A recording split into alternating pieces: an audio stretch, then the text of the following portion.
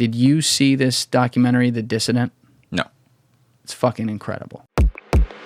The Dissident? Yeah. Have you ever seen the documentary Icarus on Netflix about the Russian doping?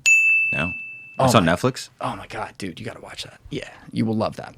It was this guy, Bryan Fogel, I think that's his name, wanted to do a documentary like 5 years ago, about how easy it is to get around drug testing and cycling, because he's a fan of cycling, good amateur cyclist himself. So he wanted to compete in a major amateur cycling race that has stringent drug testing like the pros. And he wanted to document himself taking every drug imaginable for like 6 months, competing and not getting caught, to expose the whole thing. Genius, right? So he starts to work with a doctor who, he gets hooked up with a Russian doctor who runs the, it's like called the, I forget the term on it, but it's basically like the anti-doping agency in Russia. Yeah. They're supposed to be catching people, right? And you remember how Russia was later banned from the Olympics? It was because of this documentary. He soon, the guy he got in touch with was a brilliant doctor, nicest guy ever.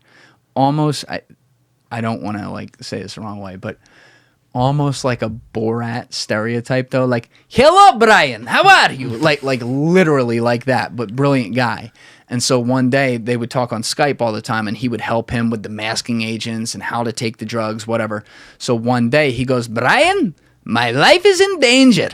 And Bryan Fogel's like, what the fuck? And he goes, I can explain later. I must get out of country. Can you get me to America? And so like they get him to America and the documentary turns into something entirely new because he exposes the fact that not only is he not the anti-doping guy as he's listed, he's the guy helping them all hide it. They were doping everyone except the figure skaters, which they thought wasn't beneficial. They determined over time it didn't help them. So they were doping everyone else and it exposed this whole thing. But that guy, his next documentary he did, Bryan Fogel, after doing that one, which won the Oscar and has been viewed, I think, like 800 million times or something on Netflix. It's like one of the most popular things ever done there. He made a documentary called The Dissident, and it was about Jamal Khashoggi's killing. He was the reporter who was killed in the Turkish embassy, who worked for the Washington Post, and it was shady and it was determined the Saudi government ordered it.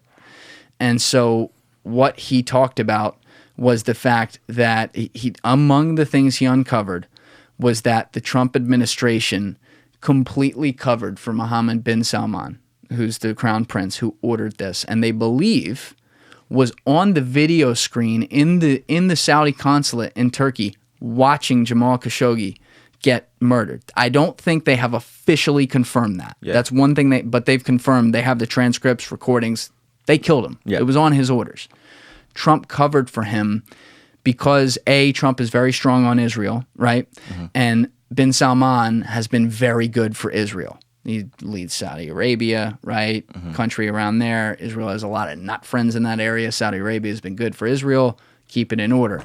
And it's this typical trade that you see where it's like, oh, well, my donors think that. And I also kind of think that too. So this guy's a jerk off. But we're going to cover for the fact that he's murdering a media member in broad fucking daylight on another country's soil. Yeah.